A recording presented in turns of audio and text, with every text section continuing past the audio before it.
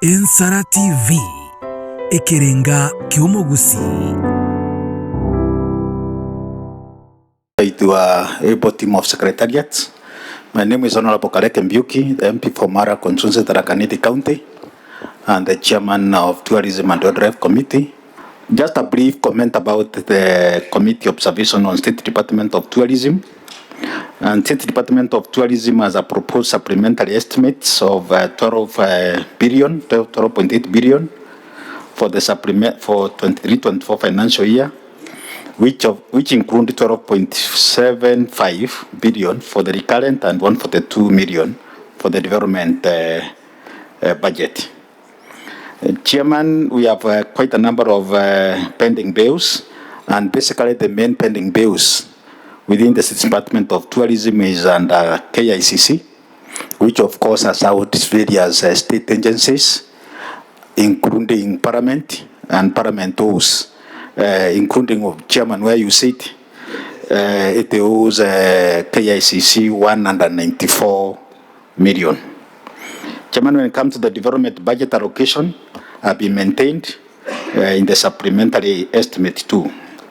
For the State Department of Wildlife, the proposed supplementary estimate 2 as 114 billion for the 23-24 financial year, which included 13.8 million for the recurrent and 1 billion for the development estimate.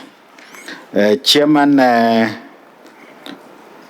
the net development estimate have been proposed to reduce from 1.1 billion to 981, a reduction of 226 million, which Mr. Chairman will be seeking in our recommendation for it to be reconsidered for reinstatement. Chairman, I would like to go straight to the committee recommendations under supplementary 2.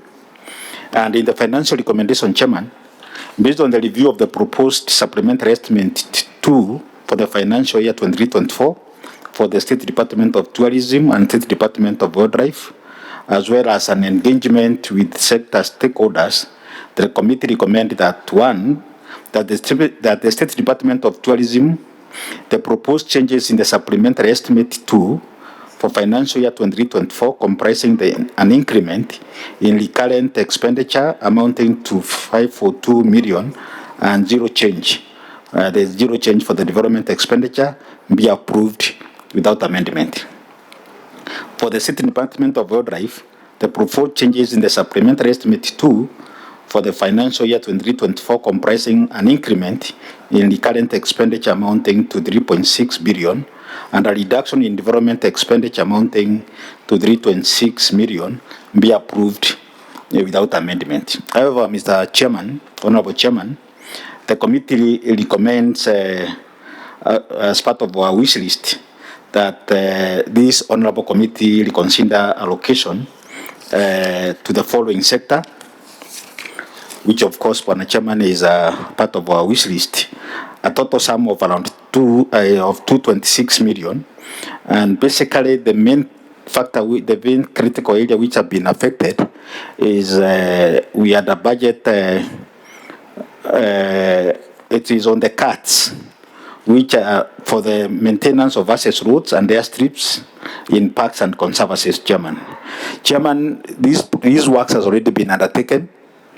And at the same time, we also need to appreciate with these mega floods which have been in this country, we really need these funds so that we can continue doing the rehabilitation of these roads in the national parks and our conservancies. Chairman, at the same time, we have this issue, which is extremely very emotive issue of human-wildlife conflict, just cutting across the country, whereby we have some budget cuts of more than 20 million. And unfortunately, Chairman, the ministry had already prepared the payment schedule to be able to pay for these claims. And Chairman, now it's like this payment cannot be done.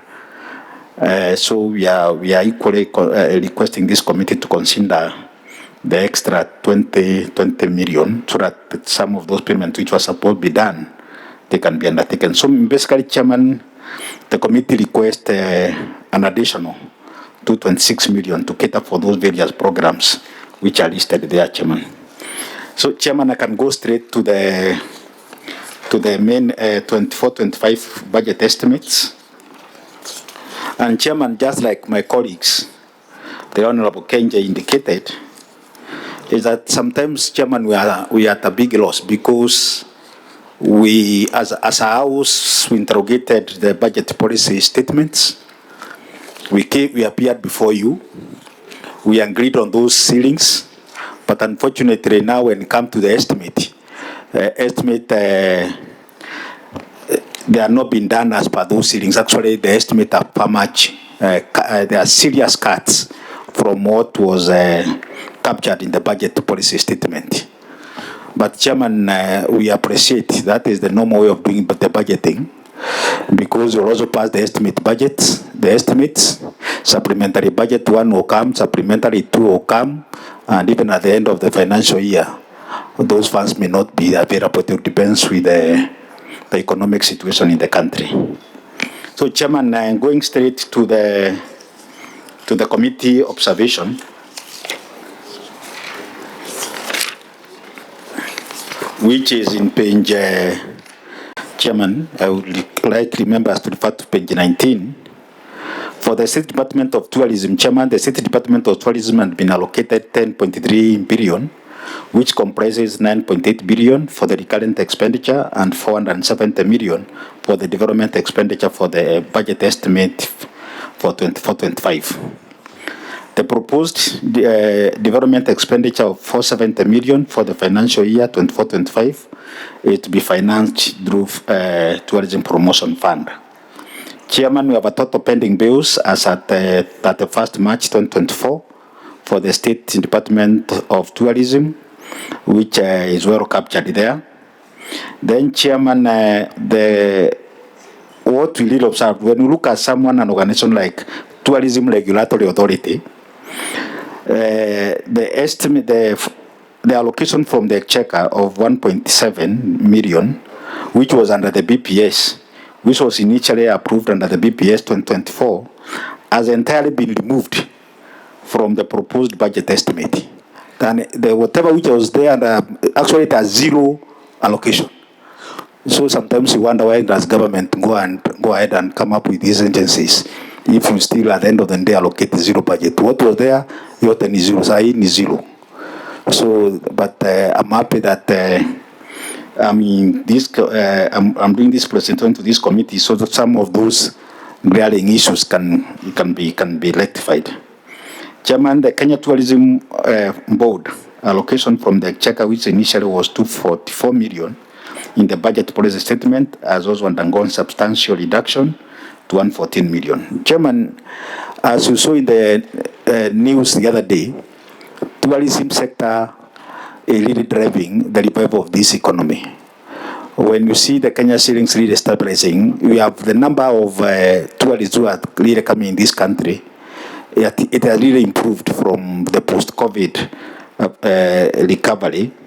And then, Mr. Chairman, we really request that one of the issues which we observed is that the government is not really flowing back to this committee, to this sector, which is also generating a lot of employment, because there's massive employment within the hospitality sector. And we expect, because this sector is basically private sector driven, and it is really generating a lot of income for this country, then the government needs to come back, and be able to give it all the necessary support. Chairman, for the State Department of Wildlife, the State Department of Wildlife has been allocated 13.4 million, which comprises of 12.2 million for the recurrent expenditure and 1.3 million for the development expenditure in this budget for 24-25 estimate. The recurrent transfer and the recurrent grants and sagas is for 10 billion, which is proposed to be allocated as follows: KWS 9.3 billion, WTI and WRTI 652 million, and Wildlife Clubs of Kenya 51 million. Chairman, the critical thing here, Bwana Chairman, is on the issues of human wildlife conflict, Chairman, which I know most of the members here, there is widespread issues of conflict within the country. The other day we saw some lions somewhere visiting some houses in Longai and all those things, causing a lot of damage. The outstanding pending bills, which are certified up for more than 1 billion, more than 6 billion Kenya shillings. We have been talking these issues year in, year out. When it comes to the floor of the house, all of us are there standing and asking questions and petitions. But now when it comes to funding, it is almost nothing. So, Chairman, without belaboring, allow me to go to the committee recommendations for State Department of Tourism.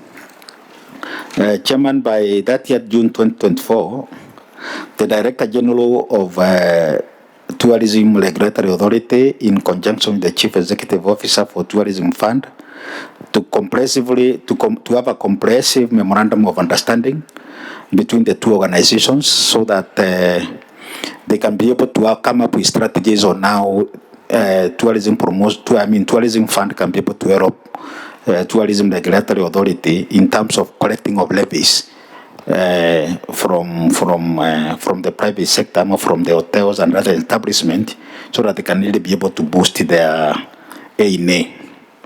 So we have given them the timelines by 30th June, so that the two organizations can come together and find some mechanism on how they can be able to collaborate on matters of revenue generation. Chairman, by 30th June 2024, the Cabinet Secretary for Tourism and Wildlife and the Cabinet Secretary for National Treasury to spearhead and review and subsequently table regulations of the Tourism Promotion Fund regulations to ensure that 80% of the funds is geared toward funding of core tourism activities and 20% toward tourism development projects to accomplish extensive promotion of Kenya tourism product. And finally, by 30th June 2024, the Director General for Tourism Regulatory Authority, in conjunction with the Chief Executive of Tourism Fund, they come up develop regulations on the operations of homestays or alternative accommodations platform, such as Airbnb, and to bring them on board in the 2% tourism levy, subject to public participation, and submit the same to Parliament. This would ensure timely implementation while maintaining fairness, transparency, and accountability in the regulatory process.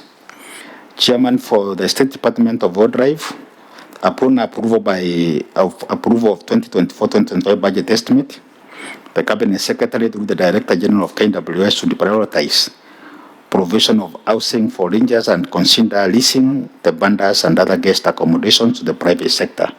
The arrangement would allow the private sector to competitively offer accommodation services, and additionally, the lessees would assume responsibility for maintenance and renovation of the leased facilities. Chairman, the reason why we are saying is this: it is not the business of KWS to maintain some of these facilities in the parks. That can be done by the private sector. On the financial recommendation, Chairman, based on the review of the proposed budget estimate for the financial year 24-25 for the State Department of Tourism and State Department of Wildlife, as well as engagement in the sector stakeholders, the committee recommended that as follows: the State Department of Tourism, the proposed allocation in the expenditure estimate for the financial year 24-25, comprising the allocation for the recurrent expenditure amounting 9.8.5 billion, and allocation of the development expenditure amounting 470 million be approved without amendments. But for the proposed Department of Tourism, an allocation expenditure estimate for financial year 24-25, comprising an allocation for the recurrent expenditure amounting 12.2 billion, and the allocation of the development expenditure of 1.3 billion be approved with the following amendments. 1, reduce the recurrent allocation to Kenya Wildlife Service by of 1.3 billion by 420 million, and increase the following areas: increase the development allocation for human wildlife conflict mitigation program, which is a better project, by 100 million, and increase the development allocation for the ranger housing project by 50 million, increase the development allocation for maintenance of access roads and airstrips in the parks project by 100 million, and increase the development allocation for maintenance and access loads of roads and airstrip in conservancies project by 170 million. Chairman, we request the following in the light of the fiscal consolidation measures undertaken by government. The committee requests that the Budget and Appropriation Committee take consideration of the following budgetary needs for financing the State Department of Tourism and State Department of Wildlife. We have this schedule 3 of this report, Chairman, and of critical being one Chairman, I can refer to page 26.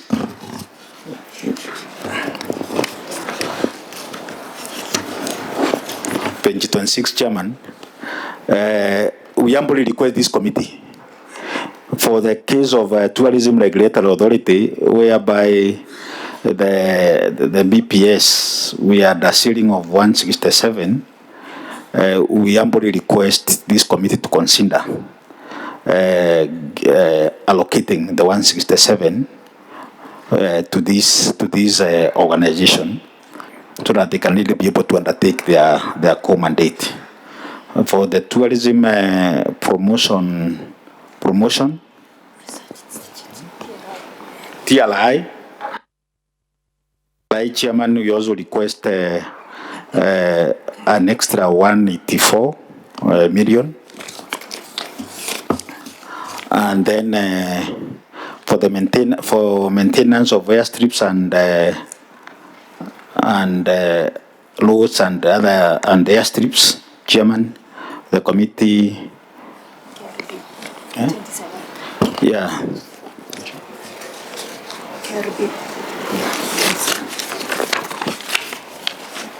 Chairman, for Tourism Promotion Fund, which is actually the organization which is tasked in marketing Kenya as a destination, we also request an additional funding of 128 million. And then, and also equally, we request an extra funding of 400 million, which will be able to give us 879 million. Chairman, this is an extremely critical board, which is tasked with the core mandate of marketing Kenya as a destination. And with this extra funding, Chairman, we really be able to ensure that this country becomes the best choice destination within the region. Chairman, we need to appreciate that Kenya has really been losing as a tourist destination to the neighboring country like Rwanda, like Kigali, because we don't really plow back adequate resources to this sector, so that we can really be able to remain competitive. We have seen us losing being the best, the premier destination to other countries. So, Chairman, with those few remarks, many remarks, I beg to submit. Thank you very much, Chairman, for always being very direct to the point, while also sharing all the critical information. I now want to request. Thank you, Chairman. Tourism. I have 3 brief questions. Number 1, I do understand that KWS has a confidential vote. I would wish to know how much it is this current financial year, and how much you are budgeting in the next financial year. Number 2, I understand that KWS gets a piece of the pie on the fuel levy. And for maintenance of the roads. And I also note that you're still asking for more money in the main budget you've reallocated for more money in the main budget for the same. I would wish to know how much fuel levy you get in this financial year and the next financial year. And 3, I would want to understand the funding model for Utalii College. Is it on capitation per student, or how is it funded? And finally, Chairman, every time you appear in this committee, you have a signature way of introducing yourself. You always say you are serving 4th and last term, and I've noted this time you haven't said that. Has the situation changed? Thank you. Let's go to Chairman, I'm still doing the final or the finest term as a member of parliament. So, and I wish the people will remain behind all the best. And then you go elsewhere. Of course, I'll be the third governor of Tharaka Nithi County. I have all what it takes and well prepared. Yeah. Thank you very much, Babaya. We wish you all the best. Yeah. Let's get Honorable Mwashako. I have not engaged Chair Kareki Mbiuki on human wildlife conflict, because we've had a long history discussing about issues that wildlife causes stress and suffering to our people. But today I want to take him to still KWS on other issues. Chair, I've realized that the committee is proposing, the chair is proposing to reallocate recurrent expenditure, recurrent budget of KWS to a number of areas, including doing roads in conservancies, doing roads, in maintaining airstrips in parks and conservancies. Chair, it's important for Mheshimiwa Kareki Mbiuki to tell us how much is this 13.542 billion, 13.5 billion that has been allocated to KWS. How much of it is A&A? So to get to know how much KWS is able to raise in A&A. And then number 2, Chair, instead of moving money to maintaining roads and park and airstrips in the parks, we know, as my colleague has just asked, fuel levy still gives money to KWS. So it would be wrong for us to still take money from recurrent expenditure and still do roads that will still be maintained under fuel levy. Then, Chair, recently, not even recently, almost 8 months ago, the President did commit to return Amboseli to Kajiado. And he also indicated that, or gave a directive that revenue from national parks will be shared to the host counties.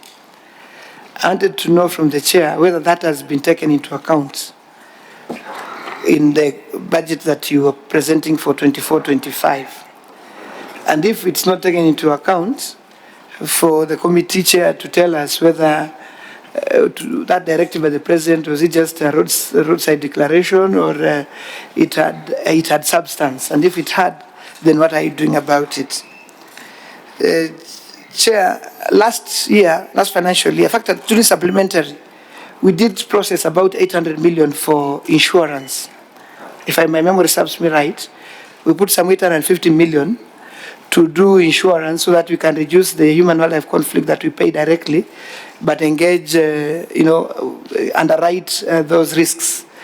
I have not had anything maybe mentioned around that. Has it taken effect? Are we reallocating anything from that in the supplementary? And if no, are we still carrying on as the pilot worked, so that we put more money in that? Thank you, Chair. Honorable Robbie Mathias. Thank you, Chair. Mine is a 1.879.9? Is it that a billion or a million? Chair, can you clarify? Then, who owns this KCC and who benefits this money? Thank you, Chair. Kitilai Olentutu, a very serious person in tourism. Thank you, Chair. In tourist destination to the regional destination like Rwanda. What could be the reason? Is that we are not marketing the country properly, we are not giving enough budget, or people are bored with our destination? Secondly, recently, about 2-3 months ago, the president visited Narok and needed a groundbreaking for an Utalii college in Narok. The contractor was there, and after the president left, the contractor also left. What is the status of that Utalii college? You are doing it in Narok. Thirdly, what is the status of Amboseli National Park now? Is it back to the county government, or is still under national government, or what is the current status? The other one is there is a recent recruitment of KWS Rangers. How many did you recruit? How many did you employ?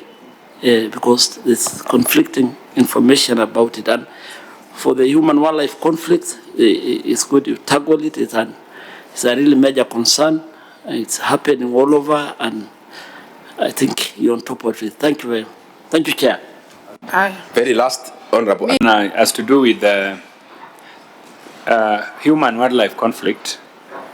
And because of that, I really want to support this allocation here for additional allocation for fences and provision of water. Mr. Chairman, you must be aware that there is a video that is circulating where a lioness is captured climbing into somebody's residence, I think in Karen or Rongai, and going in and then coming out with a dog. That is a leopard. Is that a leopard? Yes. No, that's a lioness. No, it's a leopard. So I wanted to ask you, for people who live next to these parks, especially in Nairobi, what are some of the mitigation measures that you're putting in place? And talking about fencing of national parks, in Kenya we have many national parks. Which are some of the national parks that you think are exposing these risks, where they are not well fenced? You know, which ones are not well fenced, so that we are aware, so that even when you travel, you know this national park is not well fenced. You need to be very cautious. Thank you, Chairman. Honorable Mokami. Thank you, Chair. Presentation. I wanted to ask about Vipingo project. I remember when I was in Trade Committee, we went to Vipingo to see that project, and it was a very good project. How far have you gone with it? Because it had stalled that time. I don't know whether you have allocated money or you've already finished that project. The other thing is about Ushanga Initiative. I understand as a Minister of Tourism, you are supposed to allocate money to the Ushanga Initiative for empowering women. How much have you allocated? Thank you. Very, very lastly, Honorable Abdurrahman. Chairman of Tourism, there was a renovation to KICC done by KDF recently. What was the total sum of that contract, and is there a construction between KDF and tourism? And the chairman was here recently, and he has never mentioned that there is a bending bill. So was it cleared, or there is a bending bill towards? We can't close the meeting without the Vice Chair of Tourism saying something. Thank you, Chair, but when I'm on this side, I'm on the side of the public. You're not a tourist today. I'm not a tourist, and I'm not in the executive. I'm on the public side. But Chair, I think my chair has raised some few issues, and especially on TRI and TRA. The whole budget was removed, and that means they cannot even be able to pay for their staff.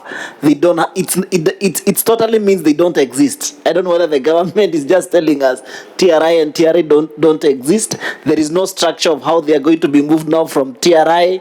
They go back again to the ministry. What are they supposed to do? They don't even have a budget.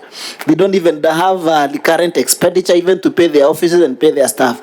So we were really pleading if it will be possible, we just returned the 167 million for TRI, Tourism Regulatory Authority, TRA, sorry, and there is also TRI, Tourism Research Institute. There are two departments within the Ministry of Tourism, but they don't have a budget at all from the exchequer. So, and if they don't have a budget, even where we can be able to source some money for them from Tourism Promotion Fund, the regulation is very clear. It does not fund the current expenditure. So that means they cannot get anything. It has to come from the exchequer. So Chair, we really plead with this committee to make sure we return.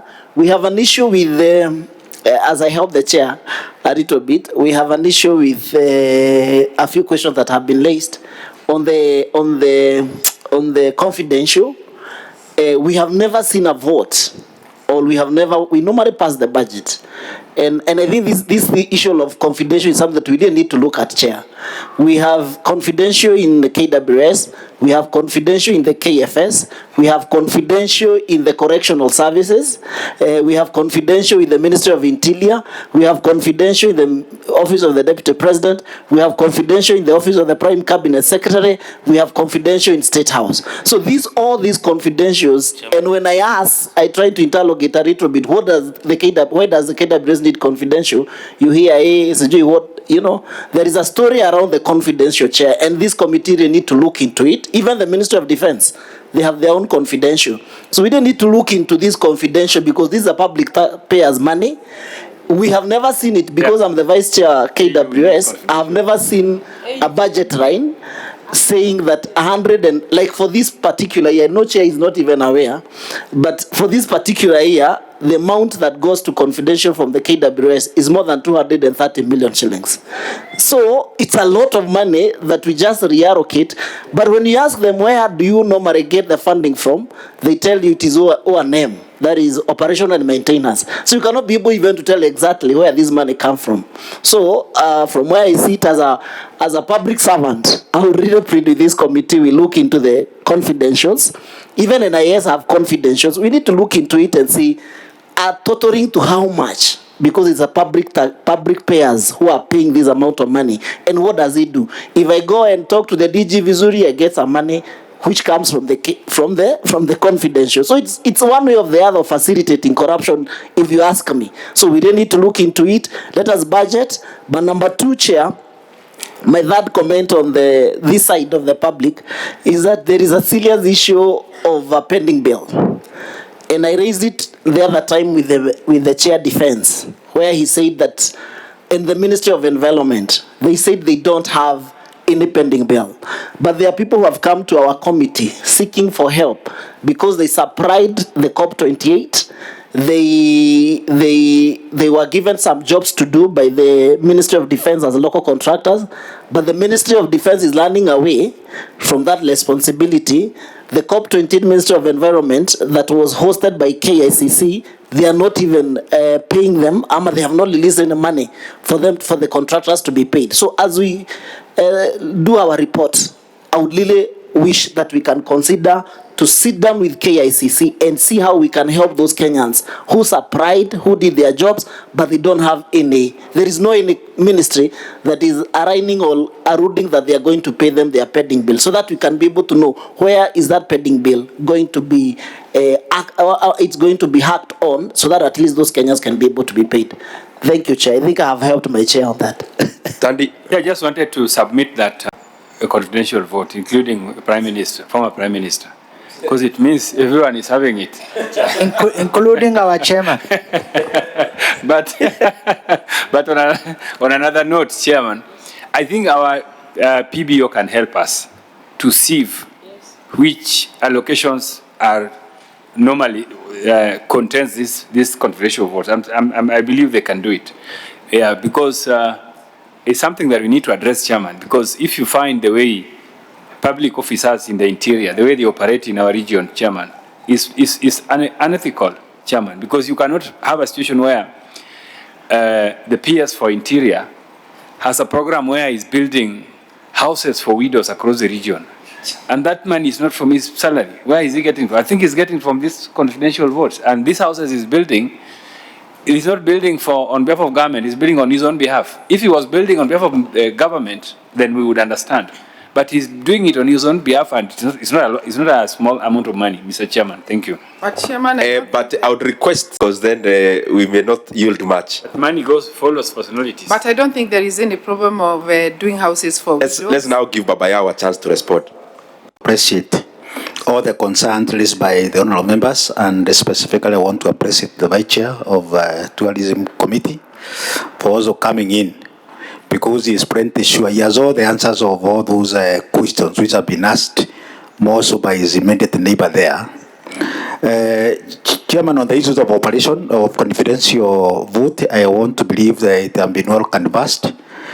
You know, Chairman, when we ask these things, we are told about the issues of operations, the issues of poaching, the issues of intelligence, kizungu mingi hapo, and then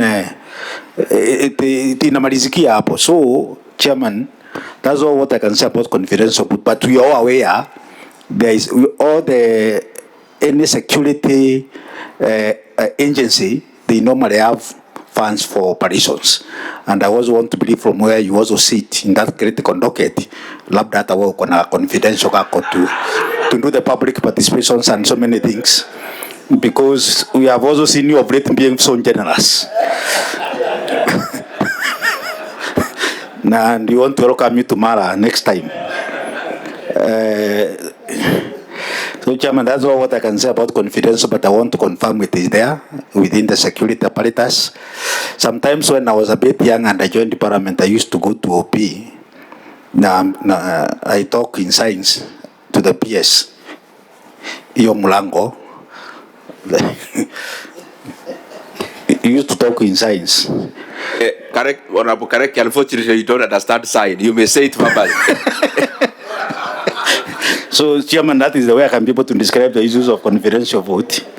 And Chairman, on the other issues of the proposed allocation, Chairman, you realize there were some budget ceilings which were done, and when it came to the estimate, the estimate came over and above that. And we thought, since there are some very critical issues like human wildlife conflict, the issues of the access roads, especially with all these flooding, we thought it is also wise to be able to make some adjustments so that we can be able to take care of that. Chairman, when it comes to roads, we have classified roads within the parks, which are normally maintained by funds from KLMB. And this financial year 23-24, Chairman, 7.6 million has been allocated for classified roads within the park. So, but within 7.6 million Kenya shillings, which have been allocated from KLMB. But when the Chairman, to date, KNWS have been having challenges in terms of even maintaining those roads, because those contracts were challenged and then the contract were terminated. I mean, they were not awarded. I understand this is the time now they want to start. They have been given clearance by the procurement authorities so that they can now be able to start the process again. So what we are requesting, Chairman, are for the unclassified roads, because you have so many access roads within the park, which are the roads which are not maintained from the funds from KLMB. Chairman, the issues of KUC, Kenya Utalii College.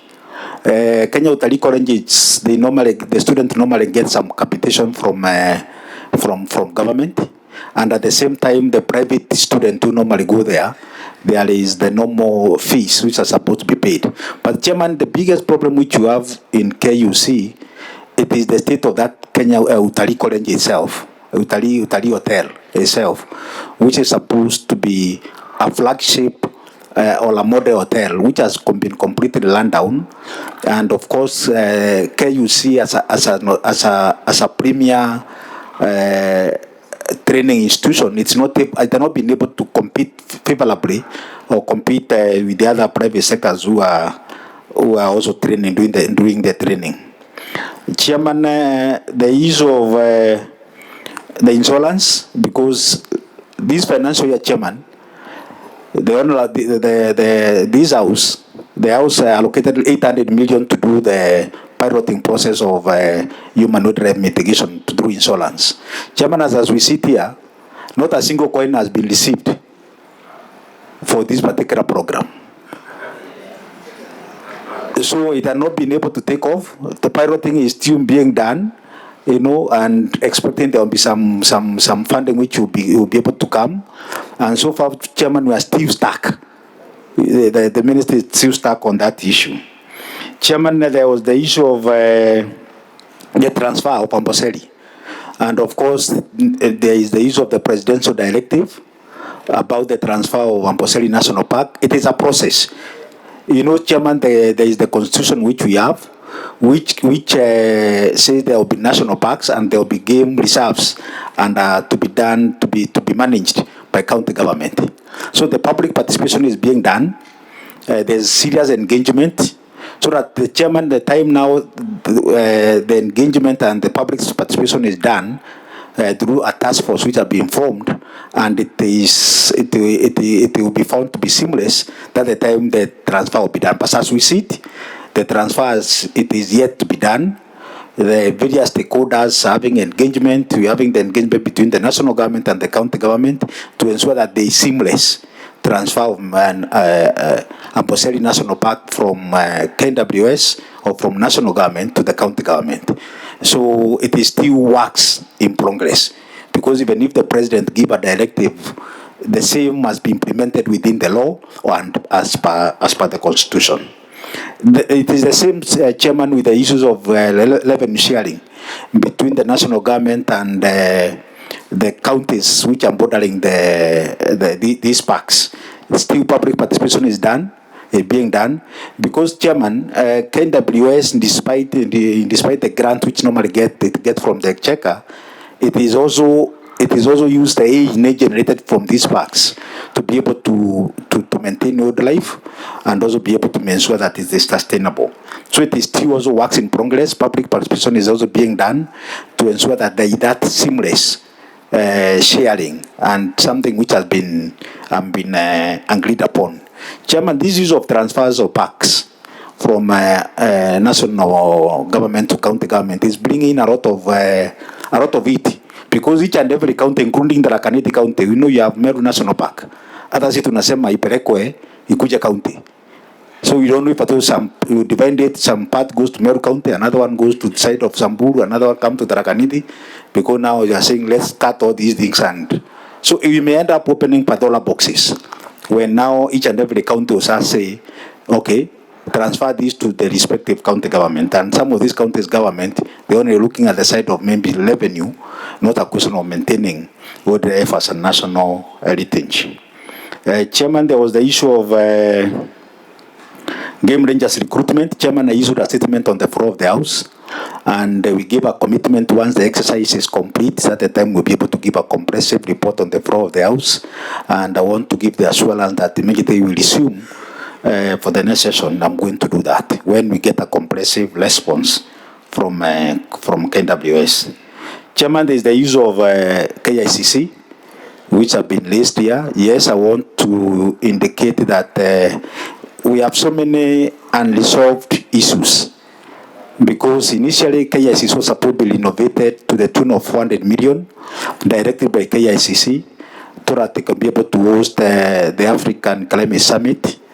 But unfortunately, due to the speed at which the local contractors were doing the works, the same was taken over by KDF, who completed the work within 1 year, within 1 month, and the country managed to host a very successful climate summit, African Climate Summit, in September last year. The funding, from where I see it, the total contract was supposed to be 1.9 million. Part of that funds was supposed to be released through the exchequer, through grant from the exchequer, and the other balance was supposed to come from Tourism Promotion Fund. Chairman, on this issue, I want to say that we are a bit stuck, because that contract, it was supposed to be it was executed by China OEA, and the funding of that renovation was supposed to be majorly from Tourism Promotion Fund. Tourism Promotion Fund, as per the regulations, is not supposed to fund recurrent expenditures, like hiring of audiovisual equipment, which they spent 400 million just hiring equipment like this, which also does some language translation. and then Tourism Promotion Fund cannot be able to release money for that for those equipment. That's why in our request here, we have requested that this committee consider allocating 400 million to KICC so that the same funds can be limited to Ministry of Defense, for Ministry of Defense to be able to pay for the hiring of SIE and those audiovisual equipment. Chairman, there's still tug of war because the contractor is alluding that the contract was for 3.2 billion, and KNDF and Ministry of Defense, they are talking of 1.9. So we don't know what is what.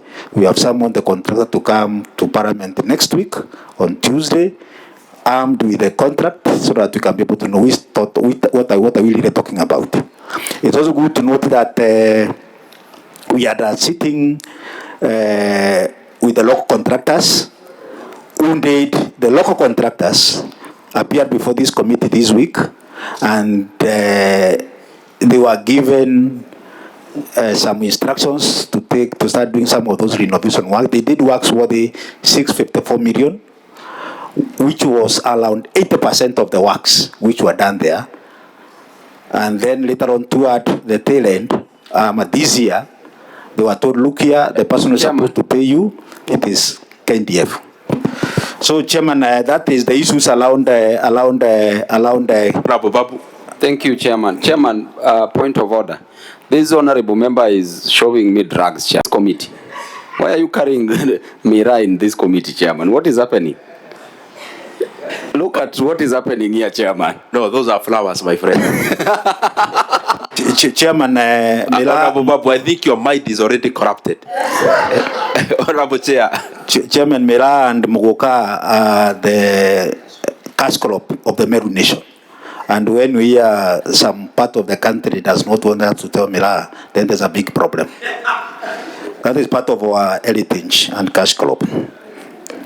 Chairman, the story about KICC, but kindly we want to request this committee to ensure that these 400 million for hiring this equipment, kindly please let this committee consider allocating that funds so that the same can be transferred to Minister of Defense to clear that pending bill, which is still there. Chairman, I tend to think I can see my vice chair is there. I don't know which photo it is about Mugoka. He knows a lot. Please be very brief. Yeah, I really wanted to plead with the chair. We may be forced to sit down the three or so committees to iron of the pending bill for the KICC, because now chair is asking for 400 million. It is true, those are local contracts that have not been paid. And also you hear that the pending bill is not even 1.9. The China Wuye is demanding to 3.2 billion shillings, and he only renovated only 4 floors of the KICC. So you wonder, 3.2 billion is a new building, it's a whole KICC anyway. Thank you, Chair. Yeah. Chairman, the issues of KICC is confidential. Let's leave it at light. Please, I want to beg you. I want to beg now, and we can be able to talk a lot. It's part of the confidential. It will be part of the confidential. Yeah, let's not talk about that. Unanihatarisha maisha yangu tafadhali. Unataka kuwa governor? Yes, and hata wewe unapanda. So, Chairman, I think I have answered most of these issues which have been asked. Chairman, because I can see for KWS. No, yes, just to give a figure. A for KWS. How much are they raising? A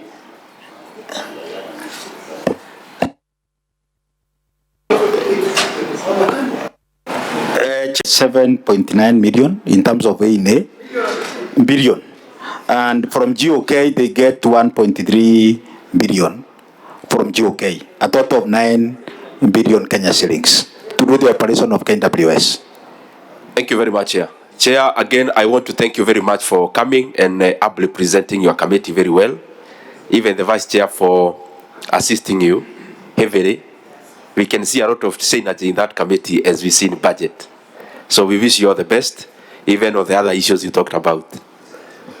Na unakaribishwa sana Tharaka Nithi, my brother. And as you pray for me to become that governor, we're also praying for you to occupy your rightful space Chair. within the dynamics of the mountain and beyond. You didn't even Asante sana. answer. So we now have You didn't Honorable answer. Thank you so Chair. much. We now have Is Honorable Tharaka Abuol. Nithi a tourist destination? I wanted to find out because you're inviting us to join. Chair, you didn't answer me about Vipingo. We now and have Shaka. Honorable Abuol, or honorable members. Thank you very much, Baba Yao. The chair is, Yeah, it's a very take 1 important- minute. Members, if we go this way, jana itatupata hapa.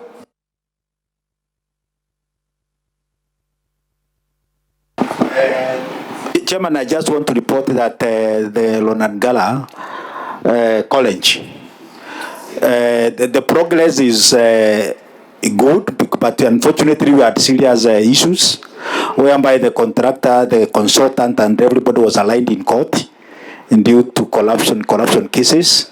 But the college is almost 90% complete, and the contractor, they are still going on. But the most unfortunate thing, Chairman, about this Lonangala, and Chairman, I can see we are very busy, although we are not requesting for much, is that this college were being funded jointly by the National Treasury and Tourism Promotion Fund and Tourism Fund. Unfortunately, we have been getting zero funding or support from GOK. Everything has been left to Tourism Fund and Tourism Promotion Fund. And all the resources which are generated locally, Chairman, through these critical funds, being relocated to complete the Lonangala College. Now staffing the entire sector, Tourism Promotion Fund, Tourism Board, TLIA, which plays a really critical role in terms of promotion of tourism in this country, but all the resources now are diverted to Lonangala. But Chairman, what is remaining, including operationalization of this college, which will be done this financial year, is approximately 2 billion Kenya shillings. Because the pending works is for less than 1 billion, then the remaining funds which have been proposed for this coming financial is another 1 billion or 1.4 billion, so that now the college can be complete and made operational. So I want to make a commitment, holding everything constant, 24-25, Lonangala College, Utalii College will be operational. I thank you, Chairman. Members, we have to make progress. Let's call it a day, Honorable members. Let's have Honorable Abuol, please. Honorable Abuol, please introduce your team. Members are in the one departmental committee. Then we head to Relay Burn Midnight Oil. And I request Honorable Masako, please resume your position of